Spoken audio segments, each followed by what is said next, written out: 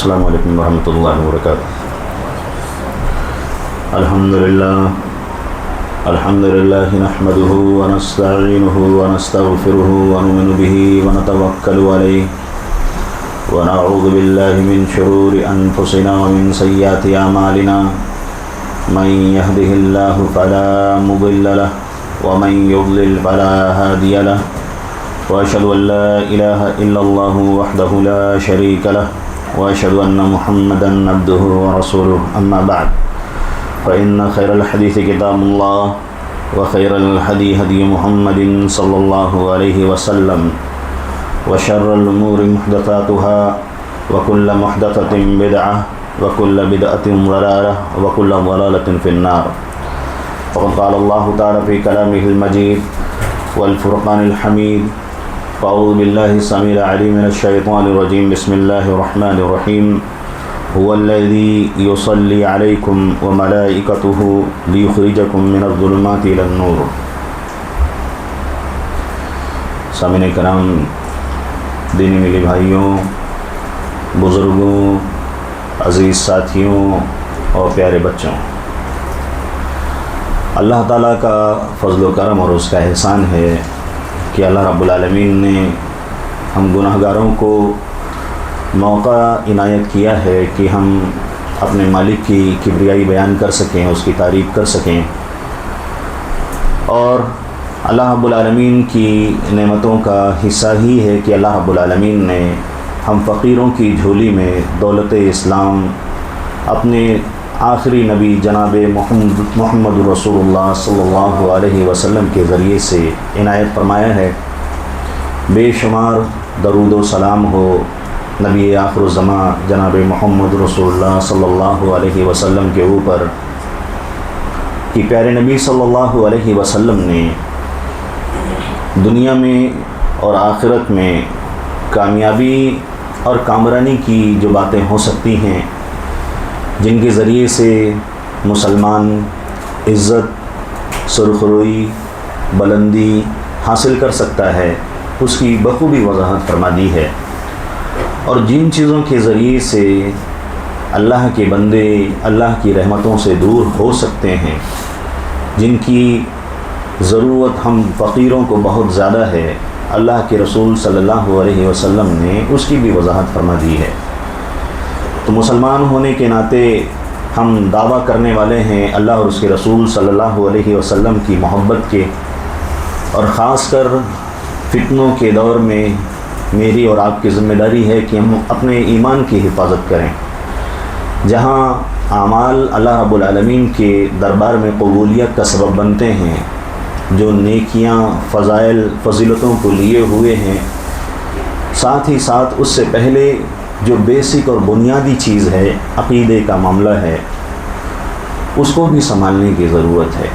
سارے ائمہ کرام نبی صلی اللہ علیہ وسلم کے مشن کا خلاصہ، انبیاء کرام کی دعوت کا جب خلاصہ سب کچھ اگر نچوڑ کر سامنے رکھنے کی کوشش کریں تو بیس اور جو بنیاد تھی عقیدہ تھا، خالص توحید تھی، اور ساتھ ہی ساتھ نبی صلی اللہ علیہ وسلم کی سنت کریمانہ تھی، اور جو اس مشن کو لے کر چل رہے تھے صحابہ کرام رضوان اللہ علیہم اجمعین، جنہوں نے ایسی محبت کی مثال ہمارے سامنے پیش کی ہے، ہم قیامت کی صبح تک اگر کوشش کرنا چاہیں تو کبھی نہیں کر سکتے ہیں۔ لاکھ لکھنے والے لکھیں کہ صحابہ کرام کیا سمجھتے ہیں، وہ نیکیوں میں ہم سے آگے بڑھ جائیں گے، اتنی بڑی بات بولنے کی ضرورت نہیں ہے، ہم کو ان کے جیسا ایمان لانا ہے۔ قرآن کی آیت میں اللہ رب العالمین نے فرمایا کہ ایمان چاہیے تو صحابہ کرام جیسا ایمان چاہیے، وَيَتَّبِعْ غَيْرَ سَبِيلِ الْمُؤْمِنِينَ۔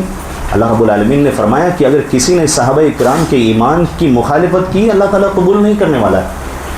تو ہم یہ بنیادی چیزیں ہیں جس کو چھوڑ نہیں سکتے ہیں۔ کامیابی چاہتے ہیں، نجات چاہتے ہیں، تو اس کو بیس کو ہمیشہ اپنے ذہنوں میں، اپنی نگاہوں میں، اپنی زبان پر، اپنے گھروں میں، اپنے دلوں میں، ہر جگہ اس کو رکھنا ہوگا۔ اس کے بعد دنیا کی ساری باتوں کو ہم پرکھنے کی کوشش کریں گے۔ اللہ رب العالمین نے یہاں تک جو توحید کی حفاظت کرتے ہیں اپنے دلوں کے اندر، اپنی زبان پر، اپنے عمل پر، اللہ رب العالمین نے ان کی خدمت کے لیے پوری یونیورس کو لگایا ہوا ہے۔ اگر آیتیں آپ سنیں، وقت بہت محدود ہے، اللہ رب العالمین نے اپنی خاص مخلوقات کو ان کی دعاؤں کے اوپر لگایا ہوا ہے۔ فرشتوں سے بہترین مخلوق زمین پر اور کون ہے؟ اگر ہم ایمان میں عمل میں واقعی اچھے ہیں تو اشرف المخلوقات میں شمار ہے ہمارا، نو ڈاؤٹ، لیکن ہمارے اعمال، ہمارے عقیدے کیا اس بات کی اجازت دیتے ہیں کہ ہم دنیاوی خرافات میں ڈوبے رہیں، رب کی نافرمانی میں ڈوبے رہیں، اور رب کی توحید سے بندہ کھلواڑ کرتا ہو اور اس کے بعد بھی وہ یہ دعویٰ کرتا ہو کہ وہ اشرف المخلوقات ہے، رب کے حقوق میں حق تلفی کرنے کی کوشش کرتا ہو، نبی صلی اللہ علیہ وسلم کی فرمودات اس کے سامنے آتے ہوں، فرامین ان کے سامنے آتے ہوں، مومن کا تو سر جھک جانا چاہیے، فوراً زبان گم ہو جانی چاہیے۔ لیکن ان ساری بدماشیوں کے بعد میں اور آپ کیا یہ دعویٰ کر سکتے ہیں کہ ہم اشرف المخلوقات ہیں؟ آپ کے سامنے خطبہ مسنونہ کی ایک آیت پڑھی گئی ہے جس میں اللہ رب العالمین نے اہل ایمان کو خوشخبری دی ہے کہ اللہ رب العالمین کے خاص فرشتے دعائیں کرتے ہیں۔ تو ہم کہیں گے ان دعاؤں کا کیا فائدہ ہے؟ بہت اہم دعائیں ہیں یہ، وہ ہمیں چاہیے، اس کی لالچ ہونی چاہیے ہمارے اندر تڑپ ہونی چاہیے۔ اللہ رب العالمین کی خاص مخلوق، سنا ہے اس سے پہلے بھی ہم نے آیتوں کو، اللہ رب العالمین نے اس آیت کے اندر ارشاد فرمایا کہ ان دعاؤں کا بینیفٹ کیا ہے، هو الذی، اللہ رب العالمین ہی کی ذات ہے، یصلی علیکم، جو تم پر رحمت کو نازل فرماتی ہے، سلامتی کو نازل فرماتی ہے، اللہ رب العالمین کی طرف سے مغفرت نازل ہوتی ہے۔ اور اس کے بعد اللہ رب العالمین نے اپنی خاص مخلوق کا ذکر کیا ہے، وَمَلَائِكَتُهُ، اللہ رب العالمین کے فرشتے۔ کون سے فرشتے ہیں یہ اگلی آیت میں انشاءاللہ اس کی وضاحت ہوگی۔ کیا کرتے ہیں؟ دعائیں اللہ رب العالمین سے کرتے ہیں کہ اللہ رب العالمین یہ جو اہل ایمان ہیں، جو توحید پر اپنی زندگی کو گزار رہے ہیں، اور توحید کون سی؟ جو اللہ رب العالمین کی ربوبیت کو خالص کرنے والی ہو۔ اللہ رب العالمین پیدا کرنے والا ہے، مارنے والا ہے، جلانے والا ہے، ٹھیک کرنے والا ہے، اولاد دینے والا ہے، مصیبتوں کو دور کرنے والا ہے۔ ساری توحید کے ربوبیت کے جتنے پہلو ہیں وہ سارے واضح ہونے چاہیے۔ کوئی لاگ لپیٹ عقیدے کے اندر اللہ رب العالمین کے یہاں نہیں چلنے والا۔ ہم بار بار ان چیزوں کو سنتے ہیں، لیکن معاشرے میں، سماج میں ہمارے بہت سارے احباب ہیں جو اپنے آپ کو اس پہلو سے دور رکھنے کی کوشش کرتے ہیں۔ ہمارا ذاتی فائدہ ہے اس کے اندر، اگر ہم اس کے اندر غور کرنے کی کوشش کریں، ہم سیکھیں، عقیدے کی سیریز کو پڑھیں، سنیں، اور جو اس مشن پر لگے ہوئے ہمارے علماء ہیں ان سے اپنے روابط کو بنانے کی کوشش کریں۔ ضروری نہیں کہ ان سے کانٹیکٹ ہو، ان کے جو دروس ہمیں میسر ہو جائیں ان کو سیکھیں۔ اللہ رب العالمین کی ربوبیت کا اللہ رب العالمین نے بار بار حوالہ قرآن کے اندر دیا ہوا ہے۔ وہ تو قطمیر کا، وہ تو کھجور کے جو اوپر چھلکے ہوتے ہیں اس کا بھی حق نہیں رکھتے۔ اللہ رب العالمین نے اس کے ذریعے سے ملکیت کا اظہار کیا، اور یہ ملکیت اور ربوبیت کا حصہ ہے۔ اللہ رب العالمین نے ڈینائی کیا اس کے ساتھ کہ جب یہ ملکیت اور ربوبیت کا حق نہیں رکھتے تو تم ان کی عبادت کیوں کرتے ہو؟ کسی چیز کو بنانے پر قادر نہیں۔ قرآن کی آیت دیکھتے جائیے، اس پر ابھارتی ہیں۔ اور ایسے ہی لوگوں کے لیے اللہ رب العالمین کی یہ اسپیشل مخلوق دعائیں کرتی ہیں، اہل ایمان کے لیے، اہل سنت کے لیے جو ان ساری چیزوں پر عمل پیرا ہے۔ اللہ رب العالمین نے فرمایا فائدہ کیا ہوگا اس کا، لِيُخْرِجَكُم مِّنَ الظُّلُمَاتِ إِلَى النُّورِ، تاکہ وہ تم کو ظلمات سے، تاریکیوں سے روشنی کی طرف لے آئیں۔ یہ اللہ رب العالمین کے کلام کا ترجمہ ہے۔ علامہ ابن عاشور رحمہ اللہ نے یہاں پر تھوڑی بہت باریک سی وضاحت کی ہے۔ ابھی آپ نے سنا کہ یہاں ورب کے اوپر لام داخل ہے، لِيُخْرِجَكُم مِّنَ الظُّلُمَاتِ إِلَى النُّورِ۔ انہوں نے کہا، علامہ ابن عاشور رحمہ اللہ نے اپنی تفسیر کے اندر یہاں اللہ رب العالمین نے فرمایا لِيُخْرِجَكُم، لام داخل کیا ہے، فوراً فائدہ کیا ہوگا؟ جو بندے ذکر و اذکار میں اللہ رب العالمین کی عبادت کے اندر لگے ہوتے ہیں اس کا فوراً فائدہ یہ ہے کہ جزاء حاصل وقت ذکرہم و تسبیحہم، کہ اللہ رب العالمین کی عبادت میں، اللہ رب العالمین کے ذکر میں، تسبیحات میں، شرک سے پاکیزگی بیان کرنے میں ان کو فوراً یہ بینیفٹ حاصل ہونے والا ہے۔ اور وہ کیا چیز ہے کہ اللہ رب العالمین کو جو ظلمات سے نکالے گا۔ ظلمات کے بارے میں کیا ہے؟ ظلمات یہ ضلالت ہے، گمراہی ہے، اور کچھ علماء نے کہا کہ شرک ہے۔ اور کہاں لے جائیں گے یہ دعائیں؟ کہاں لے جائیں گی؟ الی النور، روشنی کی طرف، ہدایت کی طرف، اللہ رب العالمین کی رحمتوں کی طرف۔ کیا چاہیے ہم کو اللہ رب العالمین سے؟ یہ اللہ رب العالمین کے مخصوص بندے جب کسی سے اللہ رب العالمین، اللہ کے رسول صلی اللہ علیہ وسلم نے فرمایا، مشہور حدیث ہے، سنتے رہتے ہیں بارہ، اللہ تعالیٰ جب کسی بندے سے محبت کرتا ہے تو جبریل علیہ السلام کو بلاتا ہے، کہتا ہے کہ میں فلاں بندے سے محبت کرتا ہوں۔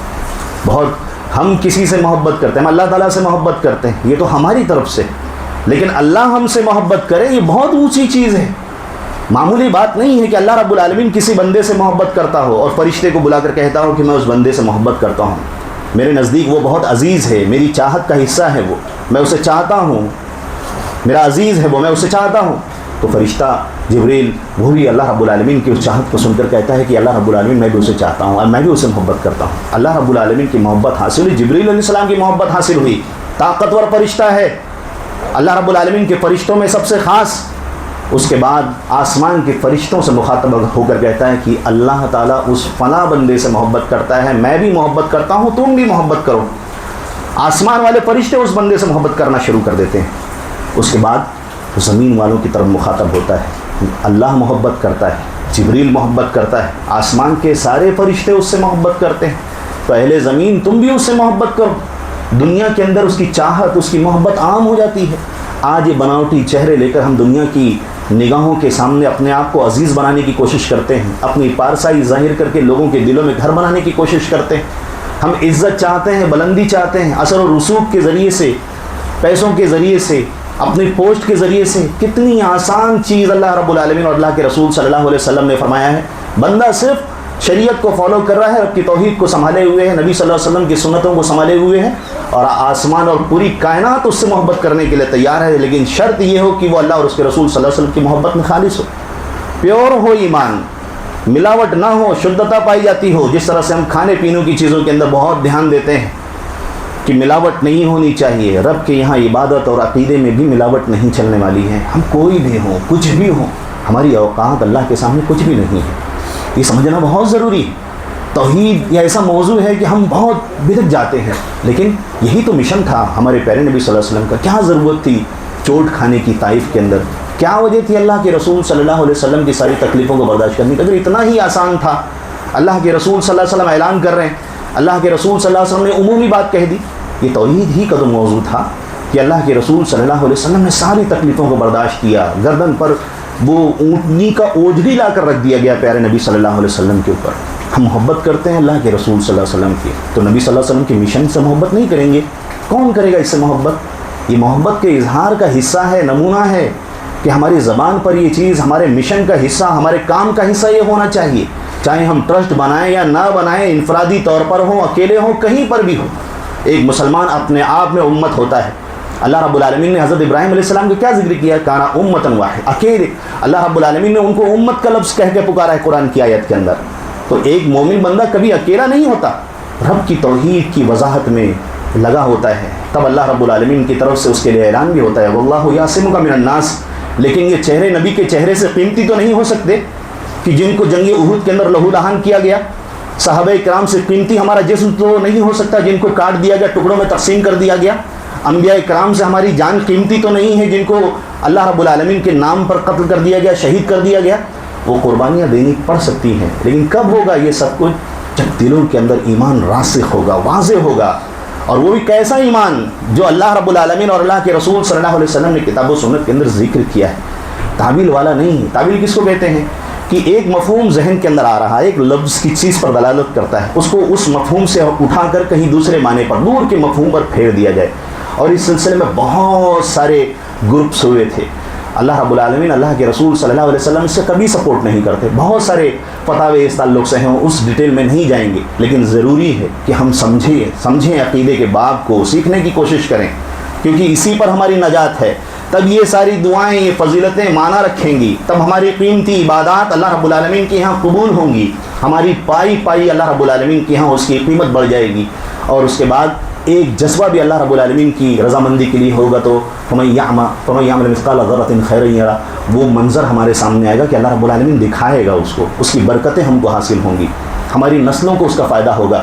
اللہ رب العالمین یوں ہی کسی قوم کو امت اور سرفرازی عنایت نہیں کرتا. جب ہم اس کی عطا کردہ امانت کی حفاظت کریں گے، اس کے لیے قربانی دینے کے لیے تیار ہوں گے، لیکن پہلے اس کو حاصل کرنا ہوگا. پہلے ہی قربانی کا جذبہ ہوگا تو کس چیز کو ہم لوگوں کے سامنے پیش کرنے کی کوشش کریں گے جب ہمارا خود گھر بودا ہو، بوسیدہ ہو، اس کے اندر وہ قیمتی چیز موجود نہ ہو. تو ضروری ہے کہ پہلے وقت دیں، مدتوں اس کے پیچھے جائے گا، ایک مشن کے طور پر لگنا ہوگا. نہ جانے کتنی مدت اس میں درکار ہوگی، تب وہ چیز بیس مضبوط ہوگی. تب اللہ رب العالمین کی یہ دعائیں، یہ فضیلتیں، یہ فرشتوں کی جو دعائیں ہم کو حاصل ہو سکتی ہیں اور اس کے ہم حقدار بنیں گے. اللہ رب العالمین نے اپنے قرآن کی آیت کے اندر جو باتیں ذکر کی ہیں، اس میں سے سورہ غافر کی آیت نمبر 7، 8 اور 9 ہے. اللہ رب العالمین نے اس کے اندر ارشاد فرمایا ہے کہ الذین یحملون العرش ومن حولہ، ایسے فرشتے جو اللہ رب العالمین کے عرش کو اٹھائے ہوئے ہیں، جو عرش کو اٹھائے ہوئے فرشتے ہیں. آپ سوچیں کہ فرشتوں میں کتنا اونچا مقام ہے ان کا. اللہ رب العالمین عرش پر مستوی ہے، اپنی ذات کے حساب سے نہیں معلوم کیفیت. امام مالک رحمہ اللہ کا مشہور فتویٰ ہے کہ کس کیفیت میں، کہ کیسے ہے نہیں معلوم. یہ سوال کرنا ہی بدعت ہے، ایمان لانا واجب ہے. تو اللہ رب العالمین عرش کے اوپر ہے، اس کے عرش کو فرشتے اٹھائے ہوئے ہیں. والذین یحملون العرش ومن حولہ، اور ایسے فرشتے جو اس کے آس پاس ہیں. فرشتوں کی تعداد اللہ رب العالمین کے علاوہ کوئی نہیں جانتا جو عرش کے آس پاس ہیں. علامہ ابن عثیمین رحمہ اللہ کہتے ہیں کہ مشہور یہ ہے کہ فی الحال 4 فرشتوں نے عرش کو اٹھایا ہوا ہے، اور قرآن کی دوسری آیت ہے اس سے معلوم پڑتا ہے قیامت کے دن 8 فرشتے عرش کو اٹھائے ہوئے ہوں گے. تو یہ 8 فرشتے قیامت کے دن اٹھائے ہوئے ہوں گے، لیکن اس کے آس پاس اور کتنے فرشتے ہیں اس کی تعداد اللہ رب العالمین کو معلوم ہے. الذین یحملون العرش ومن حولہ یسبحون بحمد ربہم، یہ فرشتے کیا کرتے ہیں؟ وہاں عرش کو اٹھائے ہوئے ہیں، ساتھ میں عبادت میں لگے ہوئے ہیں. یسبحون، اللہ رب العالمین کی گلوریفائی کرتے ہیں، تسبیح کرتے ہیں، پاکیزگی بیان کرتے ہیں. کن چیزوں سے پاکیزگی؟ ہم کہتے ہیں کہ فلاں شخص پاک ہو رہا ہے، طہارت حاصل کر رہا ہے، پاک ہو رہا ہے. اللہ رب العالمین کے ساتھ اس ورڈ کا کیا استعمال، کیا مطلب ہے تسبیح کرنا؟ ہم کہتے ہیں سبحان رب العظیم رکوع کے اندر، ہم سجدوں میں کہتے ہیں سبحان ربی الاعلیٰ. سبحان ہے اللہ رب العالمین کی ذات، پاکیزہ ہے اللہ رب العالمین کی ذات. کیا مطلب ہے؟ اہل مکہ نے جو اللہ کے رسول اللہ رب العالمین کے ساتھ جو فرشتوں کو اللہ کی بیٹیاں قرار دیا تھا، یا زمین پر اللہ کو چھوڑ کر مخلوق میں جس کی بھی ورشپ ہوتی ہے، پوجا ہوتی ہے، اپاسنا ہوتی ہے، ان ساری چیزوں کا انکار کرنا کہ عبادت کا حقدار اگر کوئی ہے تو صرف اللہ وحدہ لا شریک ہے، کوئی اور نہیں ہے اللہ رب العالمین کی عبادت کا حقدار. یہی تو عبادت ہے، یہی تو تسبیح ہے. کیا مطلب ہے تسبیح کا؟ کہ بندہ ایک طرف تسبیح تو بیان کرتا ہو، ساتھ میں دوسرے کام کرتا ہو جو ایمان کے خلاف ہے، توحید کے خلاف ہے. تو اللہ رب العالمین کی کیسی تسبیح ہے؟ ایک ڈاکٹر نے کہا ہے کہ پرہیز کرو اور دوا کھاؤ. ہم دوا کھا رہے ہیں اور پرہیز بھی نہیں کر رہے، تو دوا کا اثر کیسے ہوگا؟ تو ہم ڈاکٹر پر الزام لگائیں گے بھائی تیری دوا کیسی ہے، فائدہ ہی نہیں کر رہی. تو اللہ رب، اسی لیے ہماری نمازوں کا اثر ہمارے اوپر نہیں ہوتا. اللہ رب العالمین نے فرمایا کہ بندوں کو نماز منکر سے، خرافات سے، فحشا سے روکتی ہے. ہماری دعاؤں کے اندر، ہماری عبادتوں کے اندر خشوع مفقود ہے، ڈر نہیں ہے اللہ رب العالمین کا. ہمارا دل، ہمارا دماغ ان دعاؤں میں کیا مانگا جا رہا پتہ ہی نہیں ہے ہم کو. ہمارے رشتے جو اللہ رب العالمین سے جڑنے چاہیے، بننے چاہیے، وہ نہیں بن رہے. اس لیے وہ دوا، وہ علاج ہمارے اوپر کارگر نہیں ہو رہی، اثر انداز نہیں ہو رہی. اس کے لیے ہم برائیوں سے، خرافات سے، عقیدے کی اصلاح کی طرف مائل نہیں ہو رہے. اللہ رب العالمین، اللہ کے رسول صلی اللہ علیہ وسلم نے جو بات فرمائی ہے ان کو سمجھنا چاہیے. وہ یسبحون بحمد رب، اپنے رب کی حمد بھی بیان کرتے ہیں، تسبیح کرتے ہیں، گلوریفائی کرتے ہیں. وَيَسْتَغْفِرُونَ لِلَّذِينَ آمَنُوا، اس کے بعد بیچ میں اللہ رب العالمین وَيُؤْمِنُونَ بِهِ، اللہ رب العالمین پر ایمان کا اظہار بھی کرتے ہیں. اللہ رب العالمین کو معلوم ہے کہ میرے مومن بندے ہیں، لیکن پھر بھی اللہ رب العالمین کے سامنے اپنے ایمان کا اظہار بھی کرتے ہیں. اس کے بعد وَيَسْتَغْفِرُونَ لِلَّذِينَ آمَنُوا، بندوں کا عمل اللہ رب العالمین نے ذکر کر دیا ان فرشتوں کا، اللہ کی تسبیح، ایمان، گلوریفائی، حمد وغیرہ. اس کے بعد پھر ایسے لوگوں کے لیے استغفار کرتے ہیں جو اللہ رب العالمین پر ایمان لائے. ایمان کیسا چاہیے؟ بار بار بات آ رہی ہے، ایمان خالص چاہیے، پیور چاہیے. اللہ رب العالمین کی لارڈشپ کے اندر اللہ رب العالمین کی جو ربوبیت ہے اس کو بندہ مانتا ہو، واضح ہو بالکل کہ اللہ رب العالمین کے علاوہ کوئی اور نہیں دینا ہے، کوئی اور نہیں دینے والا ہے برکتوں کو، کہیں اور سے رحمتیں نازل نہیں ہونے والی ہے، امتوں کا سدھار کہیں اور نہیں ہونے والا ہے، صرف اللہ رب العالمین کے دربار میں ہونے والا ہے. ہمارے مشکلوں کا حل کہاں سے ملنے والا ہے؟ صرف اللہ رب العالمین، کوئی اور دوسرا اللہ رب العالمین نے ذریعہ نہیں بنایا ہے. اللہ رب العالمین نے جو فرشتوں کو بھی ذمہ داری دی ہے، وہ بادشاہ ہے پوری کائنات کا، جس کو چاہے وہ دے ذمہ داری. اس کا یہ مطلب نہیں کہ نعوذ باللہ اس کا نعوذ باللہ اللہ تعالیٰ محتاج ہے، کسی کا محتاج نہیں اللہ رب العالمین. تو پھر زمین پر اگر ہم کسی کو ان ساری چیزوں کا ذمہ دار بنانے کی کوشش کرتے ہیں تو کیا ظاہر کرتے ہیں اللہ رب العالمین کی توحید کے بارے میں؟ ایسا بندہ کہ اللہ رب العالمین کی فرشتوں کی دعاؤں کا مستحق بن سکتا ہے؟ اس کو سوچنا چاہیے. یہ ایمان کی وضاحت ہے، ایمان ضروری ہے سیکھنا. یہ میں آپ کے سامنے کچھ اوپر کی باتیں جو واضح اور ڈیپ جائیں گے، اور ڈیٹیل ہے اس کے اندر، کافی وقت چاہیے اس موضوع کو سمجھنے کے لیے. الوہیت کی، عبادت کی قسمیں اللہ رب العالمین کی بہت زیادہ ہیں کہ اللہ رب العالمین جو پیدا کرنے والا، مارنے والا، سب کچھ وہی دینے والا ہے. تو عبادت کا حقدار بھی صرف اللہ رب العالمین ہے، کوئی اور ہے ہی نہیں، کوئی اور ہے ہی نہیں. یہی ہے ہمارے کلمے کا خلاصہ، یہی ہے ہماری عبادتوں کا خلاصہ، یہی ہے ایاک نعبد و ایاک نستعین کا خلاصہ. ہم کو چاہیے کہ اس پر غور کرنے کی کوشش کریں. اللہ رب العالمین نے اس پر ہم کو زور دیا ہوا ہے. اور اس کے بعد جن ناموں سے اللہ رب العالمین نے اپنے آپ کو پکارا ہے، جو صفات اللہ رب العالمین نے خود کو دی ہے، جہمیہ ہیں، معطلہ ہیں، اشاعرہ ہیں، اور نہ جانے کتنے گروپس اس میں اللہ رب العالمین کے اسماء و صفات کے باب میں بہک گئے۔ علماء کرام نے اس کی بخوبی وضاحت فرمائی ہے، علماء سلف نے اس کو واضح کیا ہوا ہے۔ عبداللہ بن مبارک رحمہ اللہ نے 500 علماء کرام کے فتاوی ذکر کیے ہیں جہمیہ کے تعلق سے کہ ان کا عقیدہ صحیح نہیں تھا۔ بڑی بڑی بات ہے یہ، ہم کو چاہیے کہ اپنے آپ کو سمجھنے کی کوشش کریں۔ علامہ ابن تیمیہ رحمہ اللہ نے فرمایا کہ جہمیہ کی 3 قسمیں ہیں، ایک تو ایسی ہے جو اشاعرہ کی طرف چلی گئی، ایک ایسی جو معتزلہ کی طرف چلی گئی، ایک جو خالص محض جن لوگوں نے انکار کر دیا، کچھ خاص صفات کو اللہ رب العالمین کے لیے مانتے ہیں، باقی اور اسماء و صفات کو اللہ کے لیے نہیں مانتے۔ تو کتنا بڑا جرم ہے قرآن میں اللہ رب العالمین اپنے لیے ید کو ثابت کرے، واضح مفہوم ہے۔ میں نے کہا تھا تعویل کے بارے میں، جو معنی سمجھ میں آ رہا ہے اس کو اس سے پھیر دینا، دور کا معنی لینا۔ بولے اللہ کے لیے ہاتھ مخلوق کے جیسے ہو جائے گا، کریشن کے جیسا ہو جائے گا، تو اس کو پھیر دیا میننگ دوسری طرف، اس کا مطلب ہاتھ کا مطلب پاور ہوتا ہے، یہ اس کو میننگ کو پھیرنا ہے۔ اللہ رب العالمین ہنستا ہے، اللہ رب العالمین ناراض ہوتا ہے۔ جو صفات اللہ رب العالمین نے قرآن میں اور پیارے نبی صلی اللہ علیہ وسلم نے اپنے فرمان میں بیان فرمائے، ہم کون ہوتے ہیں اس کے معنی کو پھیرنے والے؟ ہم کو تو جیسا اللہ اور اس کے رسول نے کہا ہے فوراً ایمان رکھنا ہے اس کے اوپر، ہم کیوں اس معنی کو بدلنے کی کوشش کرتے ہیں؟ خالص ایمان چاہیے۔ میں بار بار کہہ رہا ہوں اس تعلق سے، باتیں بہت طویل ہیں اور شاید بری بھی لگ سکتی ہیں، لیکن ضروری ہے ان باتوں کو سمجھنا۔ اللہ رب العالمین نے جو دین ہمارے پاس بھیجا تھا وہ خالص تھا، لیکن بعد میں اس کے اندر دھیرے دھیرے دھیرے بہت ساری ملاوٹیں ہوئی ہیں۔ تو ہم کو چاہیے کہ ہم علماء سلف سے جڑنے کی کوشش کریں۔ آج کے دور میں جو صلح گلی کا جو مزاج ہے، امام احمد بن حنبل رحمہ اللہ کو جانتے ہیں آپ؟ کتنی بڑی قربانی دی تھی انہوں نے اس زمانے میں، تیسری صدی میں جو فتنہ اٹھا تھا، اللہ رب العالمین کی صفت کلام کے تعلق سے اٹھا تھا کہ اللہ رب العالمین نے جو گفتگو جو کلام کیا ہے، جو بات کہی ہے خلافت بنی عباسیہ کے اندر، امام احمد بن حنبل رحمہ اللہ، سارے علماء اکرام احترام کے لائق ہیں، سارے ائمہ اکرام احترام کے لائق ہیں، لیکن عقیدہ اور منہج پر ہونا چاہیے۔ 3 بادشاہوں کے مظالم کو انہوں نے برداشت کیا، 3 مامون کے، اور اس کے بعد پھر معتصم باللہ کے اور واثق باللہ کے، 3 بادشاہوں کے مظالم کو، ظلم کو انہوں نے برداشت کیا تھا۔ کیوں؟ صرف اسی ایمان کی حفاظت۔ کیا اس زمانے میں علماء کرام موجود نہیں تھے؟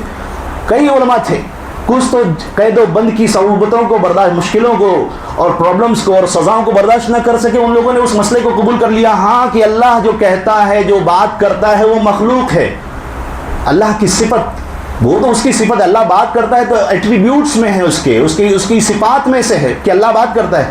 ہم جیسی مخلوق کی طرح نہیں ہے کہ ہم جو بات کر رہے ہیں مخلوق ہیں، وہ اللہ کی صفات ہے، وہ مخلوق نہیں ہو سکتی۔ قرآن اللہ کا کلام ہے، وہ مخلوق نہیں، اللہ کی صفت ہے۔ کاغذ وغیرہ، انک وغیرہ اس کی بات نہیں کرے، اللہ رب العالمین کی کلام کی بات کر۔ لیکن اس پر ظلم ہوا، ستایا گیا، مارا گیا، کئی سال تک ان کے اوپر پٹائی ہوئی، ان کے اوپر 3-4 دن تک خاص طور پر مناظرہ ہوا، نہیں مانے، پھر پیٹا گیا ان کو، اور جیل میں جب لے جانے لگے تو راستے میں ایک چور سے ملاقات ہوئی۔ ان کے بیٹے نے ان سے پوچھا کہ ابو، ہمیشہ آپ کی زبان سے آپ ابو الحیثم کا نام لیتے ہیں، ان کے لیے دعائیں کرتے ہیں، کون ہے ابو الحیثم؟ تو امام احمد بن حنبل رحمہ اللہ نے فرمایا کہ یہ ایک چور تھا، اپنے زمانے میں خوب چوریاں کرتا تھا۔ میں جب جا رہا تھا میری اس سے ملاقات ہوئی تو اس نے کہا کہ اے احمد بن حنبل، میں ایک چور ہوں، میرا نام وہاں انٹری ہے اس رجسٹر میں جیل کے، میں ہمیشہ جب نکلتا ہوں باہر جا کر چوری کرتا ہوں، خوب چوری کرتا ہوں، پلٹ کر آتا ہوں، پھر یہی کام میں، پھر اسی میں لگا رہتا ہوں، ہمیشہ پکڑا جاتا ہوں، وہی کام میں ملوث ہوں، میری استقامت دیکھیے۔ اس نے اپنی استقامت کا ثبوت دیا کہ اس گناہ پر میں لگا ہوا ہوں۔ آپ تو اللہ کی مشن پر ہیں، اللہ کے دین پر لگے ہوئے ہیں، یہ دنیا کے مظالم میرے اوپر تقریباً 18,000 سے زیادہ کوڑے پڑ چکے ہوں گے، اس بندے نے کہا، لیکن آپ اللہ کے دین کے راستے میں لگے ہوئے ہیں، آپ کے اوپر بھی ابتلا ہوگی، آزمائش ہوگی، آپ کا امتحان ہوگا، اللہ آپ کو آزمائے گا، لیکن استقامت کے راستے کو مت چھوڑنا، اپنے رب کی توحید کے لیے جو قربانیاں دے رہے ہیں آپ اسے پیچھے مت ہٹنا۔ یہ ان کی مشن کا خلاصہ تھا، ان کے لیے دعائیں کرتے تھے، ہمیشہ دعائیں کرتے تھے۔ تو ہم کو بھی چاہیے کہ جو مشن ہم تک پہنچا ہوا ہے اس کی حفاظت کرے، سیکھے تو صحیح، نام دے کر بید کے نہ، اپنے اللہ کے بارے میں تو سیکھنے کی کوشش کریں۔ اس کی معرفت کیسے حاصل ہوگی؟ کتاب التوحید کو کھولنا ہوگا، رب کے بارے میں ایک ایک آیتوں کو سیکھنا ہوگا، سمجھنا ہوگا، تب اللہ رب العالمین کے یہ بندے ایسے لوگوں کے حق میں دعائیں کریں گے۔ اللہ رب العالمین نے ارشاد فرمایا وَيَسْتَغْفِرُونَ لِلَّذِينَ آمَنُوا، ایسے بندوں کے لیے وہ دعائیں کرتے ہیں، ربنا وسعت كل شيء رحمۃ و علما. کیا دعا کرتے ہیں کہ اے ہمارے رب تو نے پوری کائنات کو، ہر چیز کو اپنی رحمت سے گھیرا ہوا ہے، تیرے علم سے ہر چیز گھری ہوئی ہے. علم، اللہ رب العالمین کے علم کے اندر ہر چیز شامل ہے. اللہ رب العالمین کے علم سے کچھ باہر نہیں، لیکن اللہ رب العالمین عرش کے اوپر مستوی ہے ذات کے حساب سے، لیکن اس کے علم سے کوئی چیز باہر نہیں، ہر چیز اس کے علم کے اندر ہے، اس کے نالج کے اندر ہے. دعا کیا کرتے ہیں؟ فاغفر للذین تابوا. اللہ تعالیٰ جن لوگوں نے توبہ کر لی ہے، وہ شرک سے پلٹ گئے ہیں، تیری ربوبیت کو سمجھ گئے ہیں، تیری الوہیت کو سمجھ گئے ہیں، تیرے نیمز ایٹریبیوٹس کو سمجھ گئے ہیں، اسماء و صفات کو سمجھ گئے ہیں. اللہ تو نے اپنا نام جو کتاب کے اندر اور نبی صلی اللہ علیہ وسلم نے اپنے فرمان کے اندر بیان فرمایا ہے. تو اگر کوئی یہ دعویٰ کرتا ہے کہ میں یہاں بیٹھے بیٹھے فلاں کشتی کو اٹھا سکتا ہوں بنا کسی ٹیکنیکل چیز کے، میں یہ دیوار کے باہر کی کسی چیز کو دیکھ سکتا ہوں، سن سکتا ہوں، تو یہ ان ساری اس طرح کی جو برائیاں ہیں، خرافات ہیں، اللہ رب العالمین اس سے وہ بچ رہے ہیں، توبہ کر رہے ہیں، گناہوں سے بچ رہے ہیں. اللہ تیری طرف وہ پلٹ رہے ہیں. فاغفر للذین تابوا. ایسے پلٹنے والے کو تو بخش دے. اور کیا کر؟ واتبعوا سبیلک. جن لوگوں نے تیرے راستے کی اتباع کی ہے، تیرے نبی صلی اللہ علیہ وسلم کی دعوت کو قبول کیا ہے، ان کو نبی مانا ہوا ہے، تو اللہ تعالیٰ ایسے لوگوں کو بخش دے. اور تیسری دعا کرتے ہیں وقہم عذاب الجحیم. اللہ رب العالمین ان کو جہنم کی آگ سے بچا لے. یہ دعا اتنی ہی نہیں بلکہ اگلی آیت میں بھی اللہ رب العالمین نے ان کا ذکر کیا ہے. یہ فرشتے کتنی اہم دعائیں کر رہے ہیں، اور بہت سارے اعمال ہیں، آگے انشاءاللہ وقت رہا تو بات کریں گے. اللہ کے رسول اللہ رب العالمین نے قرآن کی آیت میں ذکر کیا ہے کہ یہ 3 دعائیں ایسے لوگوں کو حاصل ہو سکتی ہیں جو متبع سنت ہو، پہن نبی صلی اللہ علیہ وسلم کے حکم کے آگے کسی کی نہیں چلتی. کوئی بھی خاندان میں اونچا مقام رکھنے والا ہو، سوسائٹی میں کتنا ہی اونچا لیول پر، جس نے بھی کیا ہے اللہ کی دین کے لیے کیا ہے، اللہ کی رضا کے لیے کیا ہے. اس میں کسی کی لانگ لپیٹ، کسی کی خوشامد، کسی کا خوف نہیں ہونا چاہیے. جس بندے نے دیا ہے وہ بھی اللہ کے لیے دیا ہے، جو کر رہے ہیں وہ بھی اللہ کے لیے کر رہے ہیں. اس میں ہماری اور آپ کی کوئی قیمت نہیں ہے، سب اللہ رب العالمین کی رضامندی کے لیے ہونا چاہیے. اور نبی صلی اللہ علیہ وسلم کے اسوہ یہ ایک چیز خاص ہے، صحابہ کرام کا فہم یہ چیز خاص ہے، اس کا خیال کرنا چاہیے، تو جہنم کے عذاب سے ان کو بچایا جائے گا. اس کے بعد دوسری دعا کیا ہے؟ فرشتے کہتے ہیں ربنا وادخلہم جنات عدن التی وعدتہم. اے ہمارے رب ان کو داخل کر دے ایسی جنت کے اندر جس کا تو نے ان سے وعدہ کیا ہے، ہمیشگی کی جنت ہے، ہمیشہ رہنے والی جنت ہے. ہم کہتے ہیں اللہ رب العالمین اللہم انا نسألک الجنۃ ونعوذ بک من النار. ہم دعائیں پڑھتے ہیں اللہ تعالیٰ ہمیں جنت میں داخل کر دے، جہنم سے بچا لے. فرشتے ایسے بندے کے لیے دعائیں کرتے ہیں، اور اللہ کی ایسی خاص مخلوق اگر کسی بندے کے لیے دعا کرتی ہو تو اس کے قبول ہونے میں کوئی شک ہو سکتا ہے؟ بالکل نہیں. بلکہ علماء کرام نے کہا یہ اللہ رب العالمین کی طرف سے توفیق ہے کہ اللہ رب العالمین نے ان فرشتوں کو یہ سکھایا ہے کہ اللہ رب العالمین فلاں بندے کو چاہتا ہے، فلاں بندے کو چاہتا ہے. اللہ رب العالمین کی طرف سے توفیق ہے کہ اس بندے کے لیے اللہ رب العالمین کی خاص مخلوق ان کے لیے دعائیں کرتی ہے. کتنی عزت ہے اللہ رب العالمین کے نزدیک اس مسلمان کے لیے. یہ لالچ ہمارے دلوں کے اندر ہونا چاہیے. اس کے بعد ومن صلح من آبائہم. اور یہ دیکھیے دعاؤں کی برکت کہ بندہ جو یہ کام کر رہا ہے صرف اس کا بینیفٹ اس کو ملنے والا نہیں ہے، بلکہ ومن صلح من آبائہم. اللہ رب العالمین نے سب سے پہلے ترتیب میں کن کا ذکر کیا ہے؟ ان کے آبا اور اجداد میں سے، ان کے ابو، ان کے دادا، ان کے پردادا، ان سارے لوگ، پورا سلسلہ پیچھے تک چلے جائیں. ومن صلح من آبائہم. ان کے آبا اجداد میں سے جو لوگ نیکی کے اوپر گزرے. نیکی کون سی؟ وہی بات پھر سے آئے گی، جو ایمان، اللہ اور اس کے رسول صلی اللہ علیہ وسلم نے اعمال جو اللہ اور اس کے رسول صلی اللہ علیہ وسلم نے دیا ہو وہ چیز. ومن صلح من آبائہم وازواجہم. اور ان کی جو خواتین، ان کی جو بیویاں جو گزری، ہماری دادی، پیچھے چلے جائیں ایک دم سے، ہماری بیویاں سب اس کے اندر شامل ہو سکتی ہیں اگر ہم واقعی خالص اللہ رب العالمین کی رضامندی کی خاطر، اللہ رب العالمین کو راضی کرنے کی خاطر کام کرتے ہیں. وذریاتہم. اللہ رب العالمین ان کی اولادیں، ان کے بیٹے اگر وہ نیک دین کے اوپر گزرے ہیں، ایمان پر گزرے ہیں خالص، اللہ رب العالمین کے فرشتے اتنی جامع دعائیں اس بندے کے لیے کرتے ہیں. آپ جائیں گھر پہ قرآن اٹھا کر، تفسیر اٹھا کر دیکھنے کی کوشش کریں، سورہ غافر آیت نمبر 7، 8، 9 کو پڑھنے کی کوشش کریں. اللہ رب العالمین نے فرمایا کتنی بڑی بات ہے، اللہ رب العالمین اس بندے کو یہ فضیلت حاصل ہو رہی ہے، اس کے خاندان میں دادا پردادا ان کو حاصل ہو رہی ہے، ان کی اولاد، ان کی بیویاں، ان سارے لوگوں کو یہ دعائیں، یہ فضیلتیں حاصل ہو رہی ہیں. اور اس کے بعد پھر اللہ رب العالمین سے انک انت العزیز الحکیم. اللہ رب العالمین تو بلا شبہ غالب ہے، بہت زیادہ حکمت والا ہے. اس کے بعد پھر دعا کرتے ہیں وقہم السیئات. اللہ رب العالمین ان کو سیئات سے بچا لے. سیئات سے کیا مطلب ہے؟ برائیوں سے بچا لے. علماء اکرام نے تفسیر میں کہا ہے کہ شرک وغیرہ ہے، عقیدے کی خرابی ہے، برائیاں ہیں، دنیا اور آخرت میں جو پرابلمس ہیں، سزائیں ہیں، مشکلیں ہیں، اللہ رب العالمین ان ساری چیزوں سے ان کو بچا لے۔ کتنی پیاری دعا اللہ رب العالمین کے فرشتے ایسے اہل ایمان کے لیے کرتے ہیں۔ ان کو چاہیے کہ ان فضیلتوں کو حاصل کرنے کی کوشش کرے۔ وَمَن تَقِ السَّيِّئَاتِ يَوْمَئِذٍ فَقَدْ رَحِمْتَهُ، اللہ رب العالمین قیامت کے دن، اس دن کی جو حولناکی ہے، جہنم کی سزا ہے، تیرا غضب ہے، اس دن کی رسوائی ہے، بے عزتی ہے، اللہ رب العالمین اگر تو نے کسی کو بچا لیا تو تو نے اس پر رحم کر دیا۔ اللہ رب العالمین تو وَذَلِكَ هُوَ الْفَوْزُ الْعَظِيمُ، اور یہ بہت بڑی کامیابی ہے۔ علماء اکرام نے ان ساری تفاسیر کو ذکر کیا ہوا ہے۔ ایک منظر اللہ رب العالمین کا اس آیت کا علماء اکرام نے اپنی تفسیر میں ذکر کیا ہے۔ کیا منظر ہے؟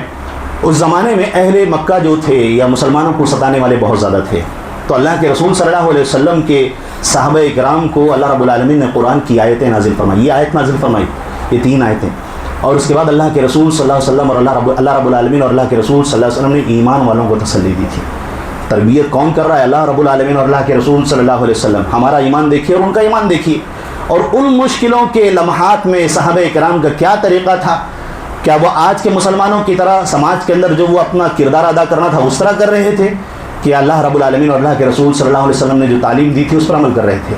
کوئی پوسٹر وغیرہ چھاپا تھا انہوں نے؟ کیا کیا تھا انہوں نے؟ دیکھیے علماء اکرام نے ذکر کیا کہ جب اللہ رب العالمین نے اس بات کی وضاحت کی کہ ان الکفار یبالغون فی اظہار العداوۃ مع المؤمنین، کہ مومنین کے ساتھ جو اس وقت جو دشمن تھے وہ دشمنی کے اظہار میں مبالغہ کر رہے تھے، حد سے آگے بڑھ رہے تھے، اللہ رب العالمین نے قرآن کی آیت میں اس بات کو واضح کیا کہ اللہ کے عرش کو اٹھائے ہوئے جو فرشتے ہیں وہ اس کی مدحت میں، اس کی تعریف میں، اس کے دعاؤں میں یہ مبالغہ کر رہے ہیں، آسمانوں کے اندر آسمان کے دوسرے فرشتوں کے لیے دعائیں کر رہے ہیں۔ تو ان ذلیلوں کو، ان کان ہؤلاء الاراذل یبالغون فی العداوۃ، اگر یہ بے عزت لوگ، یہ ذلیل لوگ ان کی دشمنی میں حد سے آگے بڑھ رہے ہیں تو ان کو اپنا صبر کا دامن نہیں کھونا چاہیے، اللہ رب العالمین کی طرف پلٹنا چاہیے۔ اللہ رب العالمین کے بندے ان کی تائید اور نصرت میں لگے ہوئے ہیں۔ اللہ رب العالمین نے یہاں اس بات کی وضاحت کر دی ہے، لہٰذا ہم کو چاہیے کہ ہم اس فضیلت کو حاصل کرنے کی کوشش کریں۔ علماء اکرام نے اور بھی باتیں بیان فرمائی۔ ایک حدیث ہے، اللہ کے رسول صلی اللہ علیہ وسلم نے بیان فرمائی، یہ فرشتہ جو عرش کو اٹھائے ہوئے ہے، اس ایک فرشتے کے بارے میں اللہ کے رسول صلی اللہ علیہ وسلم نے ذکر کیا، اس کی اونچائی، اس کی قد و قامت کے بارے میں ذکر کیا ہے۔ اللہ کے رسول صلی اللہ علیہ وسلم نے فرمایا کہ اذن لی ان احدث عن ملک من ملائکۃ اللہ من حملۃ العرش، عرش کو اٹھائے ہوئے جو فرشتے ہیں ان میں سے ایک فرشتے کے بارے میں مجھے بتانے کی اجازت دی گئی ہے۔ کیا بتایا اللہ کے رسول نے؟ انما بین شحمۃ اذنہ الی عاتقہ، یعنی کان کے نیچے کی جو لو جس پر بہنیں ہماری مائیں جو زیور پہنتی ہیں، کان کے نچلے حصے، یہاں سے لے کر کندھے تک کا جو ڈسٹینس اللہ کے رسول صلی اللہ علیہ وسلم نے اس فرشتے کا ذکر کیا ہے، اللہ کے رسول صلی اللہ علیہ وسلم فرمایا مسیرۃ 700 عام، کہ 700 سال کی جو ڈسٹینس ہوگی تیز رفتار سواری کے ذریعے سے، فرشتے کے کان سے کندھے کے بیچ میں اتنی اونچائی ہے، اور حدیث اوتھینٹک ہے۔ اللہ کے رسول صلی اللہ علیہ وسلم نے ایسے خاص ایک فرشتے کا ذکر کیا ہے۔ ایسی مخلوق اللہ رب العالمین کی ہمارے لیے مغفرت کی دعائیں، ہمارے لیے بھلائیوں کی دعائیں، جہنم سے بچنے کی دعائیں، دنیا و آخرت کی دعائیں، یہ ساری چیزیں اللہ رب العالمین کی ایک خاص فرشتے ہمارے لیے کر رہے ہیں۔ تو ہم کو چاہیے کہ اس کی قیمت کو سمجھنے کی کوشش کریں، اور ایسے اعمال جو اللہ رب العالمین اور اللہ کے رسول صلی اللہ علیہ وسلم نے ذکر کیے ان کو سمجھنے کی کوشش کریں۔ اللہ کے رسول صلی اللہ علیہ وسلم کے سامنے دو لوگوں کا ذکر کیا گیا۔ اللہ کے رسول صلی اللہ علیہ وسلم سے پوچھا گیا کہ ایک عالم ہے اور ایک عابد ہے، اس کے بارے میں آپ کی کیا رائے ہے؟ تو اللہ کے رسول صلی اللہ علیہ وسلم نے فرمایا کہ عالم کی مثال ایسے ہی ہے جیسے کہ میری مثال تمہارے ادنا صحابی کے اوپر ہے۔ علماء کرام نے ذکر کیا کہ اللہ کے رسول صلی اللہ علیہ وسلم تمہارے اعلیٰ صحابہ کرام کا بھی ذکر کر سکتے تھے، لیکن معنی کی وضاحت کے لیے اللہ کے رسول صلی اللہ علیہ وسلم نے فرمایا ہم طلبہ کے لیے، اللہ کے رسول صلی اللہ علیہ وسلم نے فرمایا کہ تمہارا جو ادنا صحابی ہوگا اس کے اوپر جو میری فضیلت ہے، اللہ کے رسول صلی اللہ علیہ وسلم نے اس کا ذکر کیا ہے۔ کیوں؟ کیونکہ اللہ کے رسول صلی اللہ علیہ وسلم نے فرمایا کہ عابد جو ہوتا ہے اس کا مفہوم یہ ہے کہ بندے کی عبادت اس کی ذات تک محدود ہوتی ہے، لیکن ایک عالم علم حاصل کرتا ہے اور واقعی وہ اللہ رب العالمین سے ڈرنے والا ہے، اللہ رب العالمین کی معرفت رکھتا ہے، اس کے دین کو سیکھتا ہے، اس کے ہاں ڈر پایا جاتا ہے اور علم پر عمل کرتا ہے، صوم و صلاۃ کا پابند ہے، اللہ رب العالمین کی عبادت میں کسی کو شریک نہیں کرتا، اس کا جو فیض ہے عام ہوتا ہے، بہت سارے لوگ اس کے علم سے فائدہ اٹھا کر عبادت کرتے ہیں۔ اور اس کے بعد اللہ کے رسول صلی اللہ علیہ وسلم نے اصل چیز ذکر کی، کیونکہ اللہ کے رسول نے فرمایا کہ اللہ رب العالمین خود، اللہ رب العالمین کے فرشتے ایسے لوگوں کے لیے دعائیں کرتے ہیں، چیونٹیاں اپنے بلوں میں دعائیں کرتی ہیں ایسے بندوں کے لیے، اللہ رب العالمین کے فرشتے دعائیں کرتے ہیں ایسے بندوں کے لیے، یہاں تک کہ مچھلیاں سمندروں کے اندر دعائیں کرتی ہیں۔ تو ہم طلبہ کو چاہیے کہ اس چیز کو سیکھنے کی کوشش کریں، حاصل کرنے کی کوشش کریں، جو لوگوں کو دین کی بات سکھاتا ہو۔ ہم نے آج بات سیکھی، ہم جائیں گھر پر سکھائیں ان چیزوں کو، ضروری نہیں کہ ٹائی پہن کر اسٹیج چاہیے ہم کو، ہم بھلائی کی چیز کو سوسائٹی میں چل پھر کر کہیں بھی بیان کر سکتے ہیں، لیکن اتنا ہی جتنا ہم نے سیکھا ہے اپنی طرف سے اس میں ملا کر بیان کرنے سے بچنا چاہیے۔ اس کے بعد ہم سرسری طور پر ان اعمال کو سن لیں گے اور جلدی بات کو ختم کرنے کی کوشش کریں گے۔ اللہ کے رسول صلی اللہ علیہ وسلم نے سحری کا ذکر کیا ہے۔ اللہ کے رسول صلی اللہ علیہ وسلم نے فرمایا کہ سحری کھاؤ، سحری کھانے میں برکت ہے، مشہور حدیث ہے، چاہے ایک گھونٹ پانی ہی پینا ہو، بھوک نہیں لگی ہے لیکن ضرور ایک گھونٹ پانی پی لو، کیونکہ اللہ کے رسول صلی اللہ علیہ وسلم نے فرمایا کہ اللہ رب العالمین کے فرشتے ایسے لوگوں کے اوپر رحمت کی دعائیں کرتے ہیں، تو ہم کو اس فضیلت کو حاصل کرنا چاہیے۔ اسی طرح سے تیسرا عمل جو اکثر آج کے دور میں مفقود نظر آتا ہے کہ کوئی آدمی بیمار ہو گیا ہے، کسی کے بارے میں معلوم پڑ گیا کہ بیمار ہے، اس کی عیادت کے لیے جائیں۔ اللہ کے رسول صلی اللہ علیہ وسلم نے فرمایا کہ کوئی بندہ کسی بھائی کی عیادت کے لیے صبح کو جاتا ہے، شام تک جب تک وہ اس کے پاس ہوتا ہے، اس کے پاس سے جب نکلتا ہے تو 1 نہیں 2 نہیں 70,000 فرشتے اس کی مغفرت کی دعائیں کرتے ہیں۔ وہ شام کو جاتا ہے، صبح اس کے پاس سے نکلتا ہے، 70,000 فرشتے اس کے ساتھ ہوتے ہیں، اس کے لیے مغفرت کی دعائیں کرتے ہیں۔ تو اس فضیلت کو حاصل کرنے کی کوشش کرنا چاہیے۔ اس کے بعد اللہ کے رسول صلی اللہ علیہ وسلم نے ایک عمل بیان فرمایا کہ جو درود شریف پڑھتا ہے، من صلی علیہ واحدۃ، جو ایک مرتبہ پڑھتا ہے اللہ رب العالمین اس پر 10 مرتبہ رحمت نازل فرماتا ہے۔ جمعہ کے دن خاص خیال کرنا ہے، اور باقی دنوں میں ہمیشہ اس کی عادت ہونی چاہیے کہ اللہ کے رسول صلی اللہ علیہ وسلم پر درود شریف پڑھتے رہیں۔ اسی طرح سے فرشتوں کی دعاؤں کے حقدار وہ لوگ بھی ہوتے ہیں کہ ہم اپنے مسلمان بھائی کے غیر موجودگی میں، ہمارے سامنے موجود نہیں، ہم اس کے لیے اچھی دعائیں کریں، اس کی بزنس کے لیے، اس کی اولاد کے لیے، اس کی صحت کے لیے، جو بھی اچھی دعا ہو سکتی ہیں، ان کی ماں اور بہنوں کی حفاظت کے لیے، ایمان والے جہاں پر بھی پریشان حال ہیں ان کی پریشانی کے لیے، ان کے نقصان کی تلافی کے لیے سامنے ایک فرشتہ ہوتا ہے۔ اللہ کے رسول صلی اللہ علیہ وسلم فرمایا کہ کہتا ہے آمین ولک بالمثل، اللہ رب العالمین قبول کر اور اس کے لیے بھی ویسے ہی ہو جیسے اس نے دعا کی ہے۔ کتنی پیاری دعا ہے، ہم اپنے لیے، دوسروں کے لیے، سب کے لیے اس حدیث کے ذریعے سے فائدہ اٹھا سکتے ہیں۔ اس کے بعد ایک اور حدیث جس پر ہم عمل بہت شاید نہ کے برابر ہوتا ہے، اللہ کے رسول صلی اللہ علیہ وسلم نے فرمایا کہ من بات طاہرا، جو پاکی کی حالت میں رات گزارتا ہے۔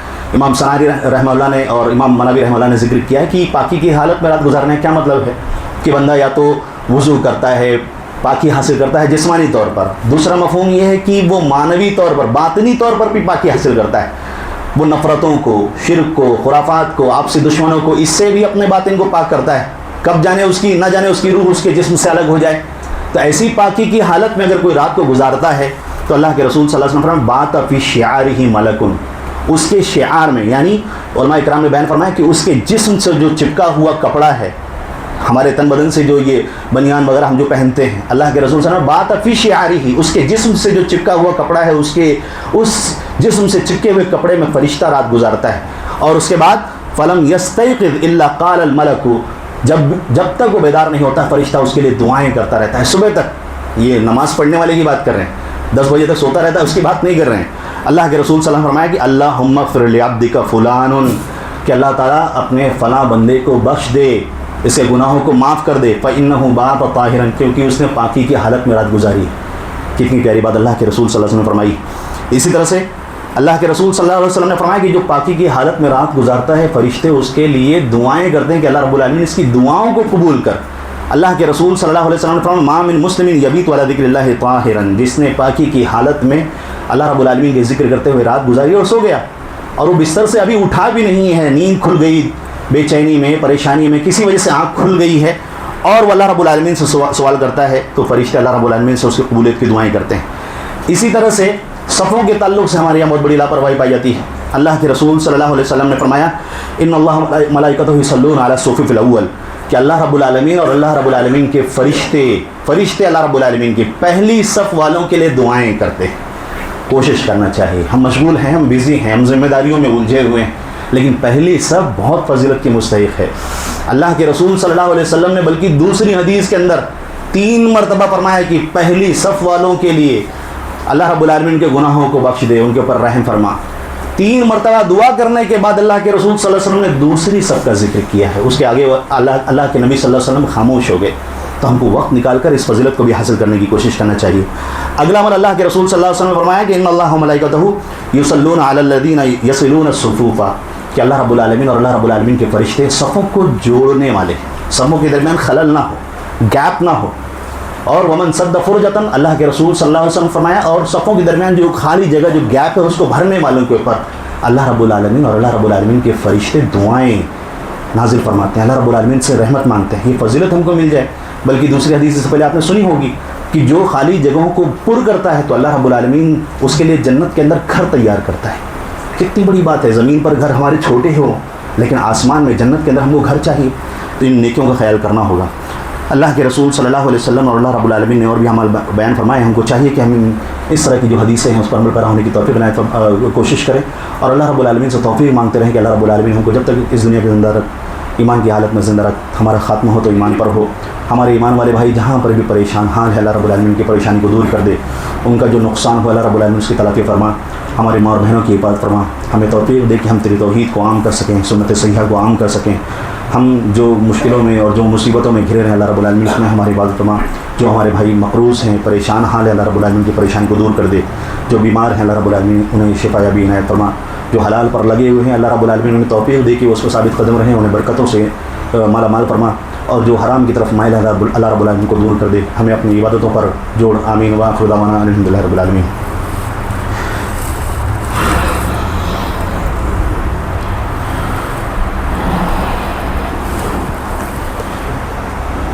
الحمد للہ نحمده ونستعینه ونستغفره ونؤمن به ونتوکل علیہ ونعوذ باللہ من شرور انفسنا ومن سیئات اعمالنا من يهده الله فلا مضل له ومن يضلل فلا هادي له واشهد ان لا اله الا الله وحده لا شريك له واشهد ان محمدا عبده ورسوله. اما بعد فان خير الحديث كتاب الله وخير الهدي هدي محمد صلى الله عليه وسلم وشر الامور محدثاتها وكل محدثة بدعة وكل بدعة ضلالة وكل ضلالة في النار.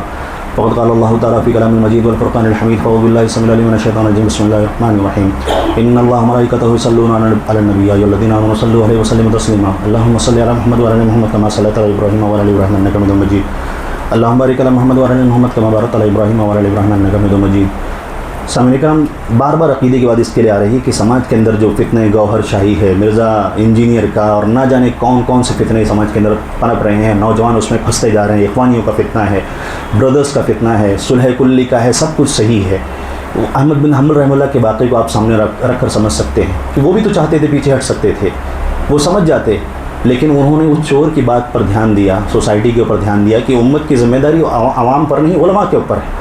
اور عوام کی ذمہ داری ہے کہ اپنے علماء کا سپورٹ کریں جو دعوت حق میں لگے ہوئے ہیں. اللہ رب العالمین ہمیں اس کی توفیق دے. آمین. عباد اللہ رحمکم اللہ، ان اللہ یامرکم بالعدل والإحسان وإیتاء ذی القربى وینہی عن الفحشاء والمنکر والبغی یعظکم لعلکم تذکرون. اذکروا اللہ یذکرکم وادعوہ یستجب لکم ولذکر اللہ اکبر واللہ یعلم ما تصنعون.